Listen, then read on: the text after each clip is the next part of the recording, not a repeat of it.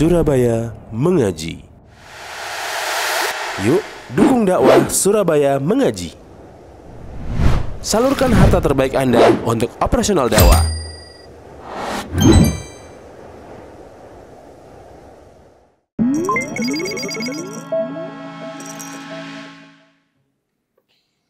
Assalamualaikum warahmatullahi wabarakatuh. Alhamdulillahi rabbil alamin. Wa bihi nasta'inu ala umuri dunya waddin.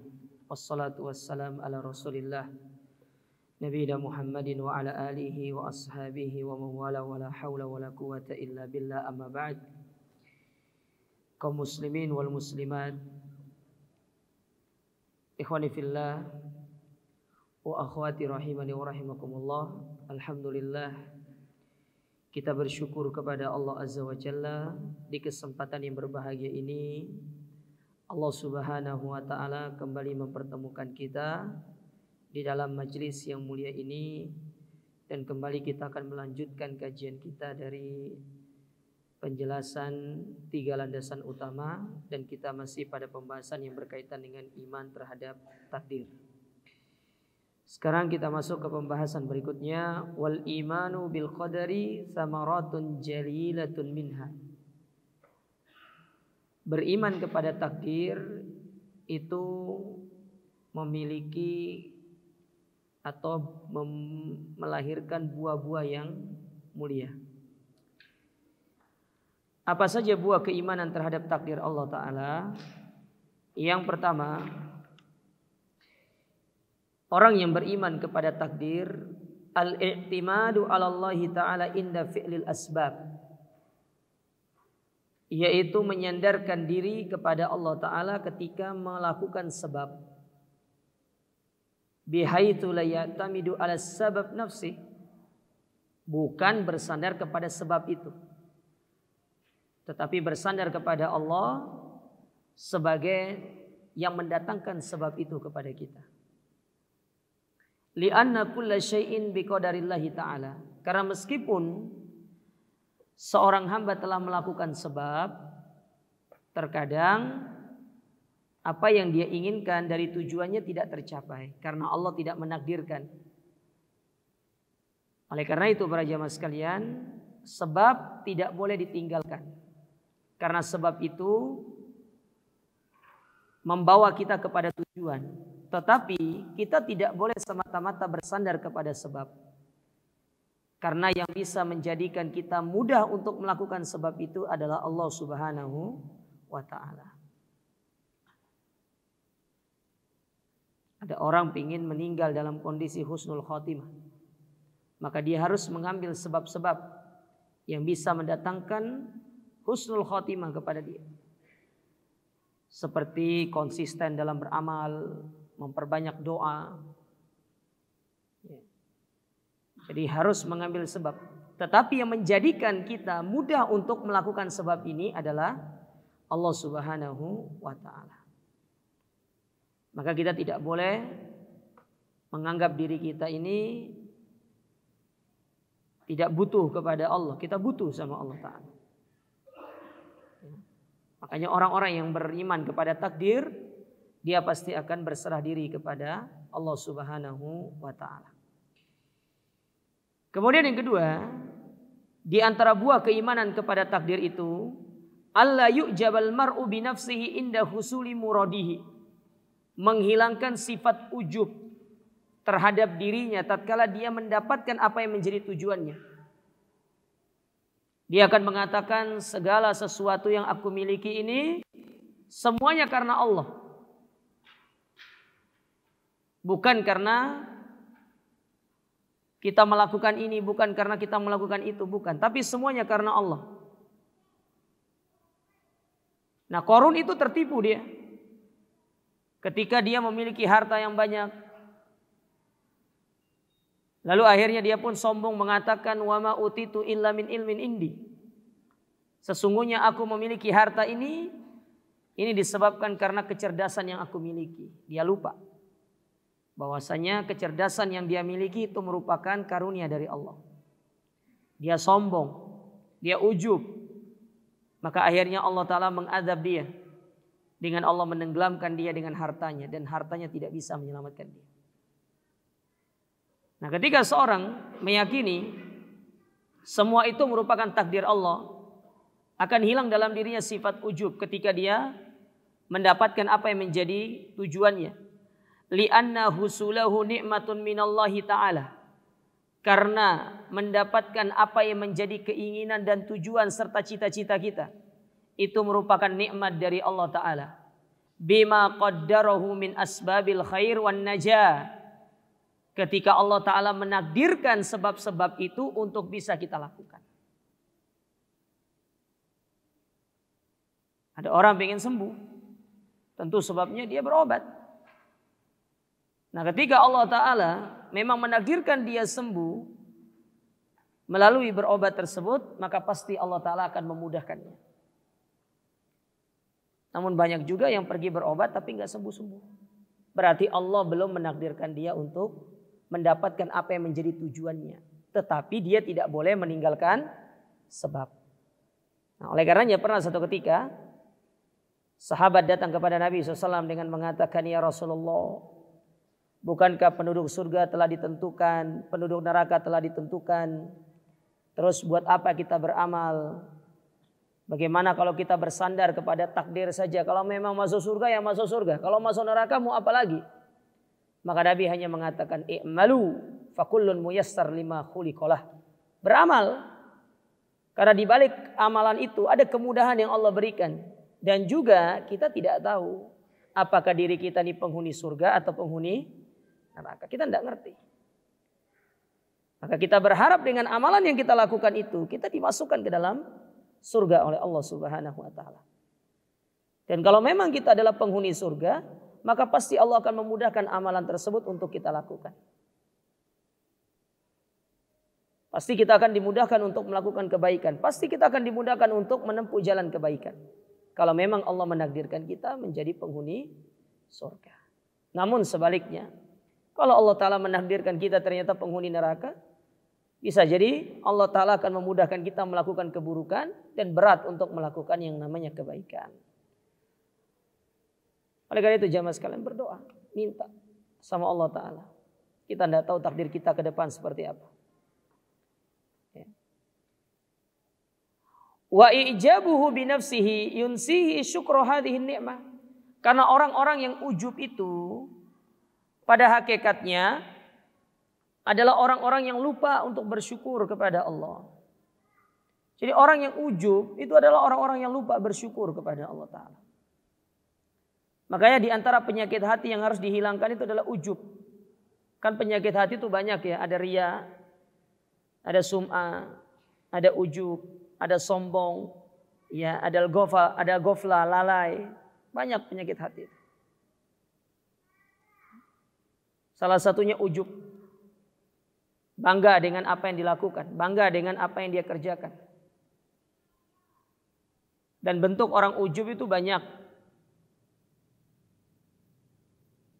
Di antara salah satu contoh yang sering kita dengar itu ketika seorang mengatakan, kalau bukan karena saya, dia tidak akan bisa seperti ini dan seperti itu. Maka ini contoh orang ujub.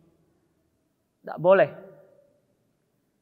Andai kata orang yang kita bantu itu ya tidak mendapatkan bantuan dari kita, kalau memang Allah sudah menakdirkan dia mendapatkan apa yang dia miliki saat ini, maka Allah pasti akan memberikannya melalui jalan yang lain. Allah punya cara, Allah punya jalan yang banyak untuk menyampaikan apa yang menjadi takdirnya orang tersebut kepada dirinya. Banyak caranya. Bukan harus melalui diri kita. Justru kita itu kalau dijadikan sebagai sarana kebaikan, kita harus bersyukur. Karena di situ berarti kita dapat pahala gitu loh. Ketika kita bisa menjadi sebab orang dapat kebaikan, antum harusnya bersyukur. Berarti antum memiliki andil untuk mendapatkan pahala dari kebaikan yang didapatkan oleh orang itu.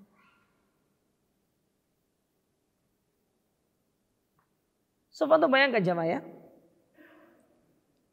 Ketika antum berbagi kebaikan kepada orang, lalu dia bahagia, itu sudah pahala yang besar. Karena Nabi SAW mengatakan, ahabbu a'mali ilallahi sururun tudkhiluhu ala qalbi muslim. Amalan yang paling dicintai oleh Allah Ta'ala yaitu kebahagiaan yang engkau masukkan ke dalam hati seorang muslim. Kita membantu dia, dia bahagia, kita dapat pahala. Maka jangan rusak amalan yang agung ini dengan antum mengatakan kalau bukan karena saya. Kalau bukan bantuan saya. Kalau bukan karena saya begini-begini, jangan. Jangan dirusak. Allah sudah memberikan kebaikan yang besar kepada antum. Antum jangan hancurkan itu. Ini kebaikan lebih besar daripada gunung besar manapun yang ada di dunia ini. Jangan antum hancurkan. Dengan satu kata yang itu sepele menurut kita, tetapi ternyata berdampak besar dalam setiap amal ibadah kita. Kalau bukan karena saya. Ya. Makanya kata Allah Ta'ala, ya ayyuhalladzina amanu la tumtilu shadaqatikum bil manni wal adha.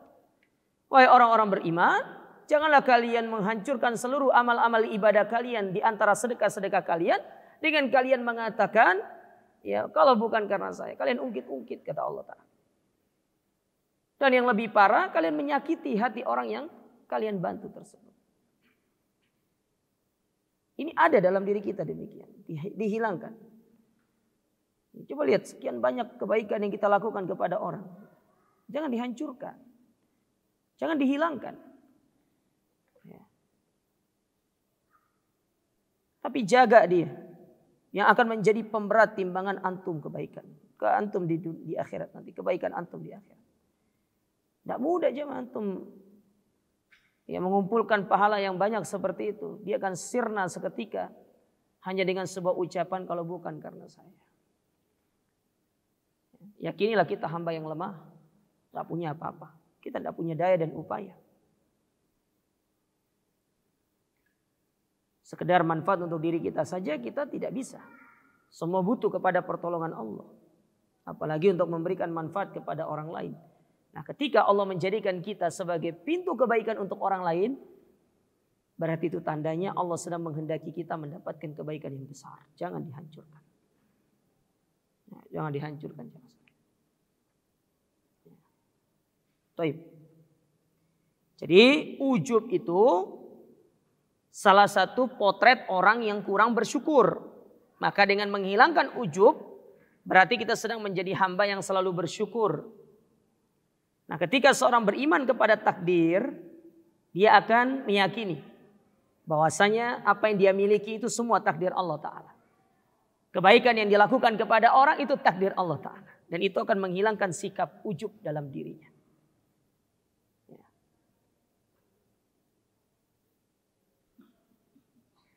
Nah, lawan dari ujub ini, para ulama menyebutkan itulah tawadu. Tawadu. Senantiasa kita, bersikap rendah hati. Kita bersikap rendah hati dan selalu kita merasa diri kita tidak lebih baik daripada orang lain. Meskipun secara penampilan orang tersebut tidak lebih baik daripada kita. Karena yang menjadi barometer utama penilaian Allah Ta'ala kepada hambanya bukan dari penampilan luarnya. Bukan dari casingnya. Tetapi dari hatinya. Dari dalam dirinya. Makanya Nabi SAW mengatakan rubba ash'as akbar mad'ufun alal abwab lau aqsama 'ala Allah la abarrah. Betapa banyak orang yang secara penampilan dia compang-camping, penampilannya mungkin tidak seperti kita, tidak seelegan kita penampilannya. Rambutnya kucel, mungkin jarang mandi. Ya. Kalau dia pergi ke satu pintu ditolak, pemilik rumah tidak mau membukakan pintu untuk orang ini. Karena secara penampilan orang ini tidak pantas jadi tamu gitu loh. Tapi Nabi SAW mengatakan, lau aqsama 'ala Allah la abarrah. Andai kata orang ini dia bersumpah meminta kepada Allah, seketika itu Allah mengabulkan apa yang menjadi permintaannya. Kenapa demikian? Karena hatinya adalah hati yang bersih. Bisa jadi demikian. Oleh karena itu para jemaah sekalian, bisa jadi kebaikan atau apa-apa yang kita miliki saat ini itu disebabkan karena mungkin kita pernah berbuat baik kepada orang yang seperti itu lalu dia ikhlas mendoakan kita. Kita tidak ngerti. Ya, coba antum flashback, mungkin antum pernah berbuat baik kepada orang-orang yang penampilannya seperti ini. Antum bantu dia, antum berikan kepada dia apa yang menjadi kebutuhannya, antum kasih. Lalu dengan ikhlas dia berdoa sama Allah, dia bersumpah dengan nama Allah, dia mengatakan, ya Allah berkahi fulan. Doa seperti itu luar biasa jemaah. Kita tidak ngerti. Mungkin itu yang menjadikan akhirnya Allah Ta'ala membolak-balikan kehidupan kita. Yang tadinya di bawah menjadi di atas. Ya, kita tidak ngerti. Ya. Maka dari sini jangan pernah kita ujub dengan kebaikan kita. Ya.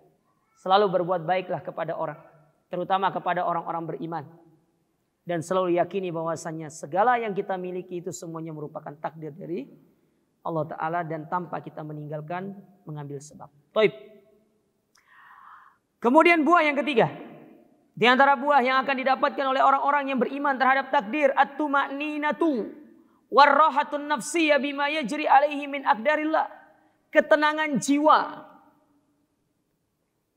Ketenangan jiwa yang akan dirasakan oleh orang-orang yang beriman terhadap takdir. Bahwasanya segala sesuatu yang ada di dunia berjalan dengan takdirnya. Fala yaklaku bifawati mahbub. Maka tatkala dia kehilangan sesuatu yang dia senangi, dia akan menanggapinya dengan simpel saja. Ya udah qadarullah sudah. Iya. Santai gitu loh. Ndak yang sambil ngeremo, ini teman makan, ini pagar makan tanaman. Nah, kan kadang-kadang orang seperti itu kan. Ya, ini orang ini ya kayak pagar makan, ini tusuk dari belakang, ini musuh dalam selimut, semua disebut. Ya, musuh dalam selimut, pagar makan tanaman, apalagi ya, serigala berbulu domba. Ya, apalagi itu. Ya, banyak istilah disebutkan semua. Nah, ungkapan-ungkapan yang keluar seperti itu pada hakikatnya antum tidak beriman kepada takdir. Orang kalau dia beriman sama takdir, ya sudah qadarullah masyafa'al. Kalau kita tahu itu disebabkan karena seseorang, kita akan berhati-hati dalam bermuamalah dengan orang itu. Oh, karena orang itu ya sudah. Saya akan lebih berhati-hati bermuamalah dengan dia. Gitu aja. Gak perlu akhirnya tulis status ya di WA ada nomor 5, di nomor 5-nya 5 nomornya ditulis status itu. Iya. Ternyata selama ini yang dianggap saudara ternyata musuh dalam selimut. Besoknya lagi kamu bagaikan pagar makan tanaman. Subhanallah, gak ente-ente gitu. Antum kalau ketemu sama orang seperti ini, backlist saja nomornya itu. Buat apa ya? Sudah qadarullah masyafa'al.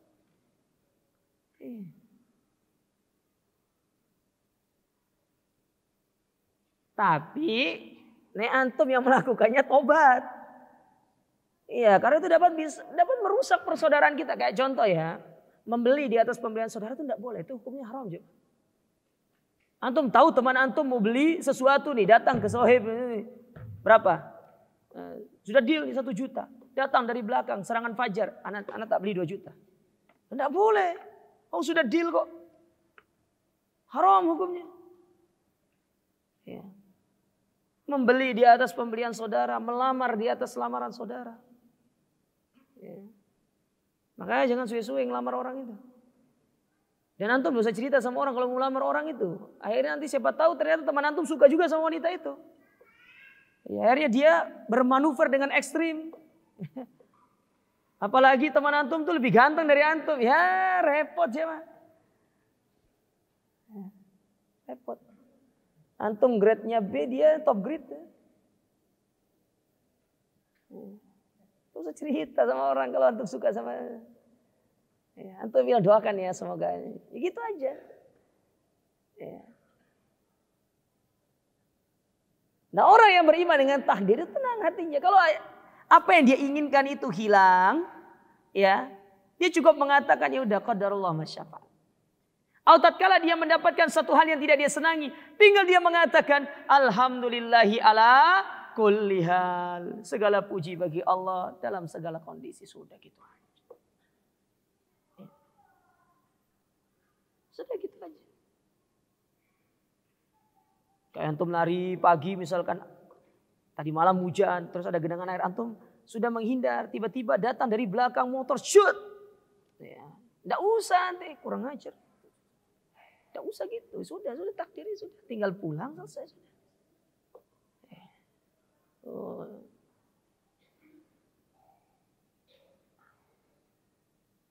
Oh, enggak Ustaz. Kita harus ya doakan dulu. Ini kita terzolimi Ustaz. Ya enggak gitu. Jangan. Ya, buat apa ya? Enggak ada manfaatnya. Hanya akan merusak hati. Ya, merusak hati demikian. Ya, merusak hati. Tidak ada manfaat. Ya. Li'anna dzalika biqadarillahi alladzi lahu mulkus samawati wal ardi wa huwa kainun la mahalah. Yang mana semua itu merupakan takdir Allah, pemilik kerajaan langit dan bumi, yang mana semua itu terjadi pasti terjadi. Kalau memang sudah Allah takdirkan pasti terjadi. Antum mau menghindar bagaimanapun tidak akan bisa. Ya, kalau memang sudah terjadi, kalau memang sudah itu menjadi takdir Allah Taala. Kita sudah berdoa nih, kita sudah mengambil sebab menjauhkan hal tersebut dari diri kita, dari perkara yang buruk itu. Kalau sudah mengambil sebab mau berdoa, ternyata menimpa kita, memang sudah takdirnya sudah. Nah, orang yang beriman dengan takdir itu tenang hatinya. Oh ya sudah, takdir dari Allah Ta'ala. Taib. Allah berfirman menjelaskan masalah ini. Yang pertama dalam firman Allah Ta'ala dalam surat Al-Hadid ayat yang ke-22 sampai 23. Apa kata Allah Ta'ala? Ma asaba min musibatin fil ardi wala fi anfusikum. Dan tidaklah apa yang menimpa kalian dari satu musibah di bumi ataupun pada diri-diri kalian. Illa fi kitabim min qabli an nabra'aha. Kecuali yang demikian itu telah dituliskan oleh Allah Ta'ala di dalam kitab takdirnya. Inna dzalika 'alallahi yasir. Dan sesungguhnya yang demikian itu sangat mudah bagi Allah Subhanahu wa Ta'ala. Lalu apa kata Allah Ta'ala setelah itu? Ya. Kata Allah Subhanahu wa Ta'ala, likaila ta'sau ala ma fatakum wa la tafrahu bima atakum wallahu la yuhibbu kulla mukhtalin fakhur. Lalu kata Allah Subhanahu wa Ta'ala, ya, agar kamu tidak bersedih terhadap apa-apa yang hilang dari dirimu dan tidak pula terlalu gembira terhadap apa yang Allah berikan kepadamu, dan Allah tidak menyukai setiap orang yang sombong dan membanggakan dirinya. Jadi ikhwan, kalau orang sudah mengimani tentang takdir itu, ketika dia kehilangan sesuatu ya yang dia inginkan, dia tidak akan terlalu bersedih. Karena dia yakin pasti Allah akan mengganti dengan yang lebih baik. Ketika dia mendapatkan hal tersebut, dia pula tidak akan angkuh. Tidak akan sombong. Karena dia meyakini segala sesuatu yang dia dapatkan itu semua merupakan takdir dari Allah Ta'ala. Semua itu karena karunia Allah. Dia akan menjadi orang-orang yang tawadhu. Hatinya tumaknina. Dia akan menjadi orang-orang yang jauh dari sifat ujub, dari sifat membanggakan dirinya. Dan inilah sifat orang-orang yang beriman. Ya. Nah, jadi ini salah satu ayat yang menjelaskan kepada kita bahwasanya segala sesuatu yang terjadi di atas muka bumi ini sudah menjadi takdir Allah Ta'ala. Itu sudah menjadi rahasia Allah. Dalam hadis Nabi SAW, dari hadis Suhaib bin Sinan Ar-Rumi yang dikeluarkan oleh Imam Muslim di dalam sahihnya, Nabi SAW mengatakan, ajaban li amril mu'min, sungguh menakjubkan urusan orang-orang yang beriman. Inna amrahu kullahu khairun. Sesungguhnya urusan orang-orang beriman itu semuanya baik, tidak ada yang buruk. Walaisa dzalika li ahadin illa lil mu'min. Dan kondisi ini, keadaan ini hanya akan dirasakan oleh orang-orang beriman. Antum catat di situ. Kondisi ini hanya dirasakan oleh orang-orang beriman.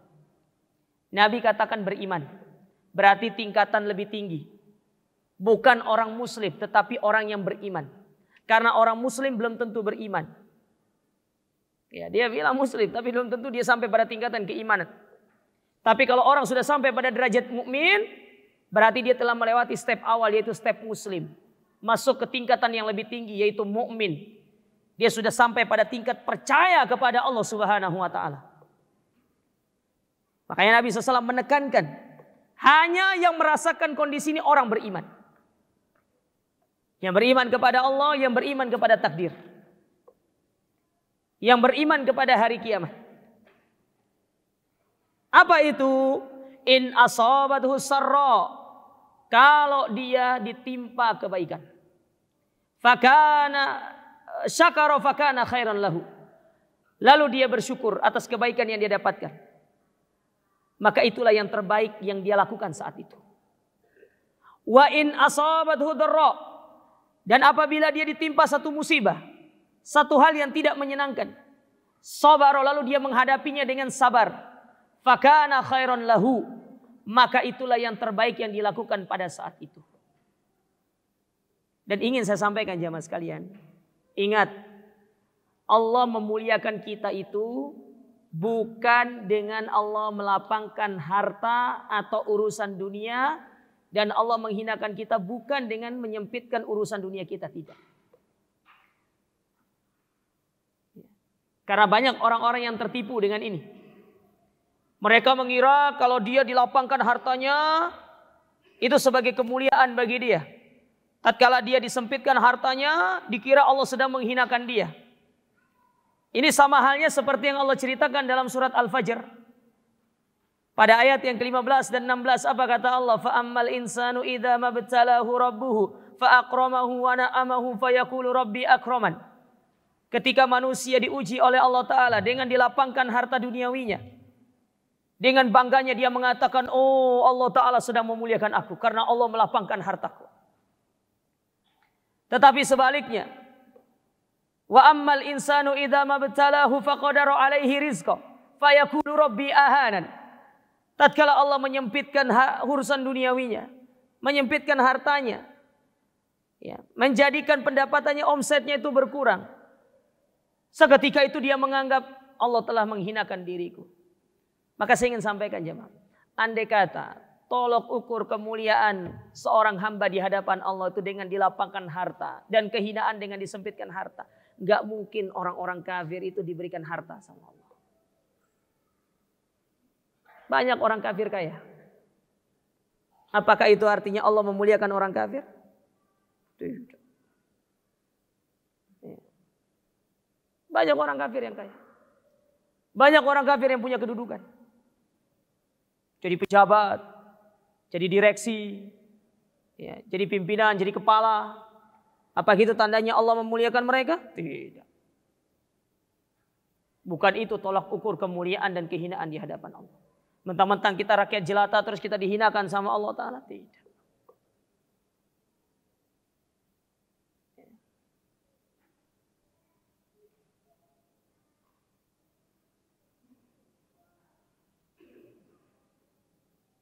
Tapi Allah memuliakan kita dengan keimanan. Dan Allah menghinakan kita ketika kita kufur kepadanya. Bukan dengan harta dunia. Nah, oleh karena itu, kehidupan kita di dunia ini tidak lepas dari dua ini, jemaah. Dapat nikmat atau dapat musibah. Dan Nabi telah memberikan jurus jitu untuk menghadapi kedua itu. Kalau antum dapat nikmat, antum bersyukur. Kalau antum dapat musibah, antum bersabar. Ya. Syukur-syukur kalau bisa kita sikapnya seperti apa yang diceritakan oleh Ibrahim ibn Adham. Jadi pernah satu ketika itu, Syakik Al-Balakhi, dia itu ditanya sama seorang yang bernama Ibrahim ibn Adham. Kata Ibrahim ibn Adham, ya Syakik, kaifa tasnama anta alaih? Bagaimana engkau menyikapi dunia ini? Kata Syakik, idza ruziktu akaltu wa idza munitu sabartu. Aku kalau diberi oleh Allah Ta'ala dari urusan dunia, aku makan. Tetapi kalau aku tidak diberi, aku sabar. Ya. Kata Ibrahim, idan anta tasna kakilabil baligh. Berarti apa yang kau lakukan itu hampir sama dengan apa yang dilakukan oleh anjing-anjing yang ada di balik sana. Engkau penuntut ilmu, engkau harus beda dalam menyikapi yang demikian. Maka Syakik bertanya balik kepada Ibrahim ibn Adham, terus bagaimana engkau menyikapi hal tersebut? Kata dia, idza ruziktu asartu wa idza munitu syakartu. Aku kalau diberi rizki, aku akan gunakan rizki itu untuk beribadah di jalan Allah Ta'ala. Tapi kalau aku tidak diberi, aku bersyukur. Berarti aku tidak ada hisab nanti di hari kiamat. Gak ada hisabnya. Nah, ini yang perlu untuk kita perhatikan jemaah. Perlu sekiranya untuk kita menerapkan masalah ini dalam diri kita. Dan itu semuanya kembali kepada takdir dari Allah Subhanahu wa Ta'ala. Nah, ini 3 poin yang berkaitan dengan buah dari kita beriman kepada takdir. Yang pertama, kita menjadi orang yang bertawakal kepada Allah dengan tetap mengambil sebab. Sedangkan yang kedua, menghilangkan sifat ujub. Dan yang ketiga, menjadikan hati kita lebih tenang. Taib. Kemudian dikatakan di sini, wa qad dhalla fil qadari ta'ifatan. Dan di dalam masalah takdir ini ada 2 kelompok yang menyimpang. Jadi ada orang yang menyimpang dalam masalah takdir. Ya. Kelompok yang pertama yaitu Al-Jabariyah. Kelompok Jabariyah. Alladzina qalu, yang mana mereka mengatakan innal abda mujbarun ala amalihi wa laysa lahu fihi iradatun wala qudrah. Bahwasanya seorang hamba itu dia dipaksa untuk melakukan satu perbuatan. Jadi dia tidak punya yang namanya iradah, tidak punya keinginan, tidak punya kehendak. Jadi apa yang kita lakukan ini di dunia ini itu dipaksa sama Allah Ta'ala. Kita datang ke masjid ini, kata mereka itu dipaksa. Jadi kita makan aja itu dipaksa sama Allah Ta'ala. Subhanallah. Jadi antum makan itu dipaksa sama Allah. Ya. Jadi antum tidak punya kehendak, tidak punya keinginan. Misalkan nih, si A masuk ke satu pusat kita masuk ke pusat makanan nih. Si A perginya makan nasi kerawu, si B makannya nasi rames, itu dipaksa sama Allah Ta'ala. Ya, itu dipaksa. Jadi antum tidak punya keinginan, adzan dulu.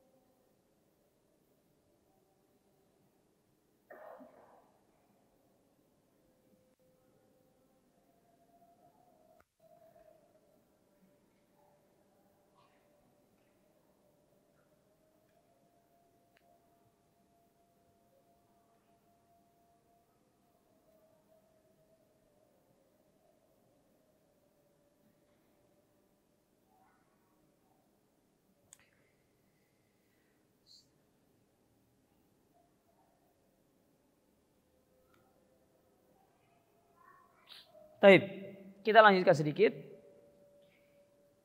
Jadi orang-orang Jabariyah, mereka mengatakan kita itu dipaksa sama Allah Ta'ala. Jadi kita itu tidak ada kehendak. Kita tidak memiliki pilihan.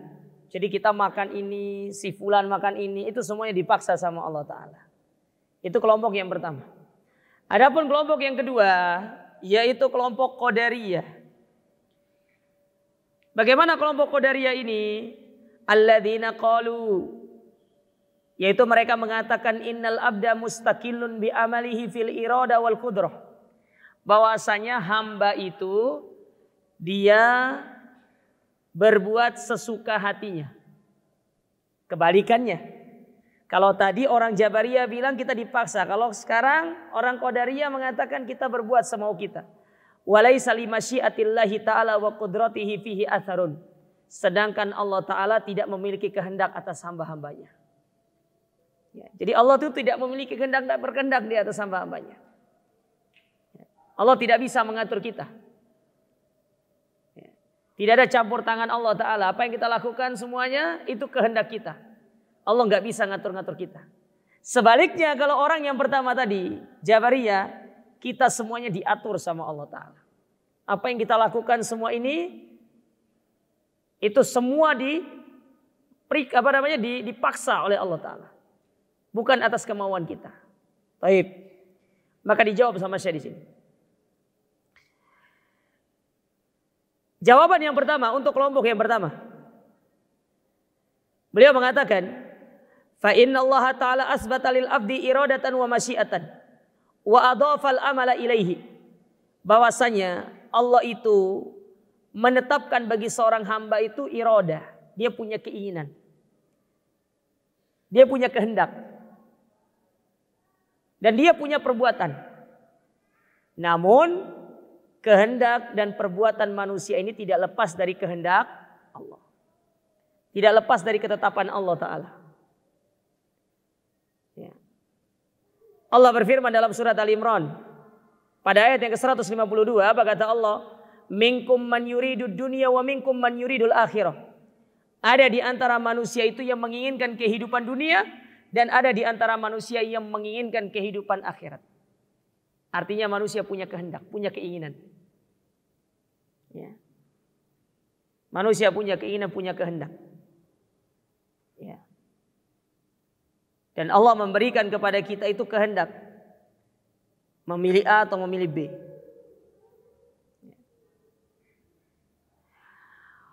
Dalam ayat yang lain dalam surat Al-Kahfi, ayat yang ke-29, Allah mengatakan, wa qulil haqqu mir rabbik. Dan katakanlah kebenaran itu datang dari Rabb kalian. Faman syaa falyu'min wa man syaa falyakfur. Maka barang siapa yang mau beriman, silakan. Adapun yang mau kufur, silakan. Inna a'tadna lidzalimina ra'ahata bihim suradikuha. Sedangkan Allah Ta'ala telah menyiapkan neraka bagi orang-orang yang zalim, yang akan menyelimuti mereka. Jadi kita diberikan kehendak, mau beriman silakan, mau tidak beriman tidak ada masalah. Tapi setiap perbuatan ada balasannya. Yang mau sholat monggo, yang nggak sholat juga nggak apa-apa. Setiap pilihan itu ada balasannya. Antum yang sholat diberikan pahala. Adapun antum yang tidak sholat siap-siap diberikan azab oleh Allah Ta'ala. Itu aja. Ya. Itu jawaban secara dalilnya. Adapun jawaban secara wakil, realitanya kata Syekh, fa inna kulla insanin ya'lamul farqa baina af'alihi al-ikhtiyariyah allati yaf'aluha bi iradatihi. Yang mana setiap manusia itu dia bisa membedakan mana perbuatan yang itu menjadi pilihan dia dan mana yang dipaksa. Ya. Seperti seorang makan. Ya. Dia mau makan apa kan pilihan dia. Oh saya hari ini mau makan soto. Yang satunya enggak, saya mau makan nasi campur. Itu kan pilihan dia. Ya. Kan pilihan. Manusia itu punya kehendak, punya pilihan. Sekarang kayak antum diberikan dua pilihan. Antum dikasihkan dua minuman. Ada jus jambu, ada jus jeruk. Antum disuruh milih. Berarti kan antum punya pilihan di situ. Tidak dipaksa kecuali kalau ada pistol pilih mangga. Ya antum pilih mangga. Beda hal kalau itu dipaksa namanya. Tapi kalau antum disuruh milih, antum pilih namanya. Antum punya kehendak. Oh, antum pilih ini. Yang satunya enggak, saya pilih ini. Ya. Namanya kalau dipaksa itu kita tidak bisa ngapa-ngapain. Kita akan tunduk kepada pilihan dari yang memaksa kita. Sementara sekarang nih Allah Ta'ala memberikan kita kebebasan. Mau sholat silakan, tidak sholat tidak ada masalah. Ya. Tapi setiap perbuatan kan ada akibatnya. Kan begitu. Ya. Wal bai' wasyira. Demikian pula Ya, menjual dan membeli. Wa baina ma yaqwa alaihi bi ghairi iradatikal irtiasi minal humma. Ada pula sesuatu yang tidak bisa kita elakkan. Seperti seorang itu terkena penyakit demam. Dia sudah mengambil sebab tidak minum es. Kemudian apalagi? Ya, dia berolahraga, dia menjaga kesehatannya. Tahu-tahu tiba-tiba dia sakit demam. Lah, siapa yang pingin demam itu? Enggak ada yang pingin. Oh, kita sudah mengambil sebab untuk sehat kok. Kalaupun kita tiba-tiba terkena penyakit, tertimpa demam, maka semua itu merupakan ketetapan dari Allah Ta'ala. Itu ketetapan Allah. Ya. Kita punya kehendak untuk melakukan hal-hal yang bisa menjauhkan kita dari penyakit. Tetapi ketika kita ditimpa penyakit, berarti itu semua ketetapan dari Allah Subhanahu wa Ta'ala. Begitu pula wasukut minas sathi. Orang jatuh dari atap. Ada yang pingin. Ya. Gak ada orang naik ke atap terus pingin jatuh gitu. Kecuali orang yang ya, geje kan. Orang gak jelas. Dia jatuh turun dari atap. Gitu. Keinginan kita kan tidak pingin jatuh. Ya. Makanya oleh karena itu para jamaah sekalian. Manusia itu tidak dipaksa. Ya, tetapi dia diberikan pilihan oleh Allah Ta'ala. Dia diberikan kehendak untuk memilih. Ya, antum memilih yang mana? Ya. Kalau dipaksa itu kan kita memilih sesuatu yang kita tidak bisa untuk memilihnya. Kita harus mau nggak mau menerima itu. Ya. Tapi sekarang dalam kondisi antum tidak dipaksa, antum bebas memilih yang mana, mau beriman atau tidak. Ya. Mau ibadah atau tidak. Mau jadi orang soleh atau tidak. Itu semua pilihan. Tapi tetap perlu diingat. Setiap pilihan itu. Ya, itu memiliki dampak masing-masing. Punya akibat masing-masing. Taib. Itu kelompok yang pertama. Kita lanjutkan sedikit. Biar kita bisa selesai hari ini. Dan pertemuan berikutnya kita masuk ke pembahasan yang baru. Ar-raddu ala ta'ifatis tsaniyah.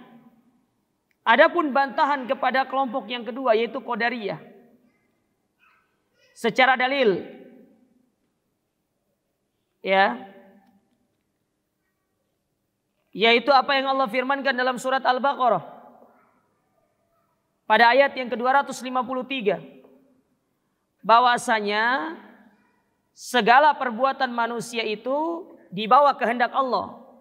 Manusia diberikan kehendak untuk melakukan satu perbuatan, tetapi apakah perbuatan itu dia bisa ataukah tujuan itu dia bisa dapatkan atau tidak, itu semua kembali kepada takdir Allah, kembali kepada kehendak Allah Ta'ala.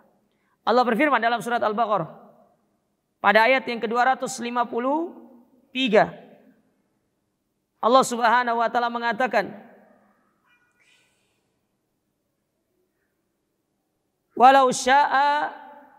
Walau sya'allahu maktatalal ladzina min ba'dihim min ba'di ma ja'athumul bayyinat walakin ikhtalafu faminhum man amana wa minhum man kafar walau sya'allahu maktatalu walakinnallaha yaf'alu ma yurid. Kata Allah Subhanahu wa Ta'ala, dan jikalau Allah menghendaki, niscaya orang-orang yang setelah mereka itu tidak akan berbunuh-bunuhan setelah bukti sampai kepada mereka. Tetapi mereka berselisih. Maka ada di antara mereka yang beriman dan ada pula yang kufur kepada Allah. Kalau Allah menghendaki, tidaklah mereka berbunuh-bunuhan, tetapi Allah berbuat menurut kehendaknya. Andai kata Allah Ta'ala itu, ya, tidak ada kehendaknya, maksudnya semua perbuatan manusia itu tidak dibawa kehendak Allah Ta'ala, maka niscaya apa yang dilakukan oleh manusia semuanya itu tidak akan diazab oleh Allah Ta'ala. Karena itu semua pilihannya dia. Tapi kan Allah memiliki kehendak. Maka tidak akan ada orang-orang yang tidak mendapatkan cita-citanya. Kalau memang semua itu karena kehendak manusia itu sendiri. Ada orang ingin kaya, dia bekerja. Pasti dia akan kaya dengan bekerjanya itu. Buktinya ada orang yang bekerja tapi dia tidak kaya. Berarti kan Allah tidak menghendaki dia menjadi orang kaya. Artinya setiap sebab yang dilakukan oleh seorang manusia pasti itu akan membawa dia kepada tujuan yang ingin digapai. Namun nyatanya banyak orang yang mengambil sebab untuk mencapai sebuah tujuan, tapi karena Allah tidak menghendaki dia sampai pada tujuan itu, maka Allah Subhanahu wa taala tidak memberikan tujuan itu kepadanya. Sederhananya begini jemaah. Andai kata kita ini tidak berada di bawah kehendak Allah, maka segala apa yang kita cita-citakan semuanya akan tercapai. Dengan kita cukup mengambil sebab. Karena Allah tidak memiliki kehendak di situ. Ya udah, saya ingin sembuh. Ya udah, tinggal berobat pasti sembuh. Tapi nyatanya banyak orang berobat Indonesia, luar negeri sana, nggak sembuh-sembuh. Ada orang sakit kepala, sekedar minum bodrek, ya kan? Ya. Ini disensor aja nanti, soalnya nggak iklannya. Sekedar minum itu sembuh dia. Ada pula yang dia itu sakit kepala nggak perlu minum obat, ya, dikasih duit hilang sama sakit kepalanya. Ada yang demikian. Orang yang sakit dikasih uang langsung sembuh. Biasanya manhat ibu-ibu ini. Ibu-ibu yang lagi tiba-tiba gemetar gitu kan. Apalagi ternyata tanggal gajian gitu kan. Loh mah kok panas? Iya Pak, Masya Allah. Kita butuh vitamin ini. Vitamin apa? Vitamin U. Iya, dikasih. Oh ya langsung. Masya Allah sembuh. Keringat dinginnya langsung keluar. Ya. Nyatanya kan demikian. Ya toh. Ada orang, dia mengambil sebab tapi dia tidak sampai sama tujuannya. Berarti kan semua itu dibawa kehendak Allah Ta'ala. Andai kata tidak ada kehendak Allah, tidak akan ada orang yang gagal untuk meraih cita-citanya. Karena dia punya kehendak. Namun kehendak manusia itu dibawa kehendak Allah. Tidak semua apa yang dikehendaki oleh manusia Allah berikan. Karena kaedahnya belum tentu yang menurut kita itu baik di sisi Allah. Karena Allah memberikan kepada kita sesuatu yang terbaik menurut Allah Ta'ala untuk kita. Bukan menurut keinginan kita. Ya. Menurut kita jamaah. Kita itu pingin punya rumah kalau bisa 2x1 Ustaz. 2 hektar kali 1 hektar. Ustaz. Itu kan menurut antum.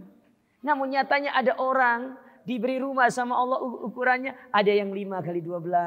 Ada yang 5,5x12. Ada yang 6x12. Kan beda-beda. Karena menurut Allah itu yang terbaik untuk kita. Ada yang rumahnya besar, ada yang rumahnya kecil. Menurut kita nih, ya keinginan kita kalau bisa saya punya sepeda motor di rumah sekian, punya mobil sekian. Itu kan keinginan antum. Tapi nyatanya Allah tidak memberikan sesuai dengan kebutuhan kita. Ya kan begitu aja. Ya. Keinginan antum semua yang ada di sini punya istri 4. Nyatanya antum punya istri berapa? Ya, itu pun ada yang nggak punya.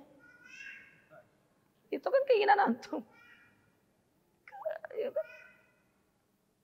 Sebab diambil, tapi nyatanya tidak dapat. Ya. Saya itu dapati, Masya Allah ada seorang itu. Sana sini pergi ta'aruf, nggak nikah-nikah. Ya. Nggak nikah-nikah, lolos terus. Bukan lulus, lolos. Ya. Ada seorang suami diizini sama istrinya menikah tapi nggak dapat jodoh, nggak dapat istri kedua. Giliran ada istri nggak izinin suaminya, justru malah dia nikah. Itu kehendak siapa berarti? Kehendak Allah aja, bukan kehendak kita. Semua itu kehendak Allah Ta'ala. Makanya Allah Ta'ala katakan di sini, ya kalau memang bukan karena kehendak Allah Ta'ala, kalian akan dibiarkan bebas begitu saja. Maka setiap orang pasti akan mendapatkan apa yang menjadi keinginannya dia. Ya. Makanya pasti demikian. Ya. Oleh karena itu para jamaah sekalian, semua itu kembali kepada kehendak Allah Ta'ala. Manusia punya kehendak tapi di bawah kehendak Allah. Taib. Terakhir. Wa ammal aklu, adapun dalil secara akal. Fa innal kauna, sesungguhnya segala sesuatu yang ada di atas muka bumi ini kullahu mamlukun lillah. Semua itu merupakan milik Allah Ta'ala. Wal insanu min hadal kaun. Dan kita manusia ini merupakan makhluk Allah Subhanahu wa Ta'ala. Fahuwa mamlukun lillah. Kita ini milik Allah. Wala yumkinu lil mamluk an yatasarrafa fi mulkil malik illa bi'idni wa masyiati. Kaidahnya gini. Antum pergi ke rumah orang. Iya. Kira-kira antum bisa berbuat sesuka antum nggak tanpa izin dari pemilik rumah? Nggak bisa. Nah, itu kaidahnya. Jadi sederhananya, kita itu tidak bisa melakukan apa yang kita inginkan semau kita kecuali semua itu diridhoi oleh Allah. Itu dia. Ya. Semua itu kembali kepada kehendak Allah Ta'ala. Nah, jadi kelompok yang dua ini disebut dengan kelompok bid'ah. Karena yang pertama Jabariyah, mereka meniadakan yang namanya kehendak. Manusia itu tidak berkehendak, mereka dipaksa. Makanya disebut kelompok Jabariyah. Karena Jabariyah itu berasal dari kata jabrun, artinya paksaan. Sedangkan Qadariyah ini adalah kelompok yang mereka mengatakan Allah tidak punya kehendak atas manusia. Allah itu tidak punya kehendak atas manusia. Manusia berbuat sesukanya. Maka kita katakan Allah punya kehendak. Ya. Allah berkehendak atas apa yang dilakukan oleh manusia.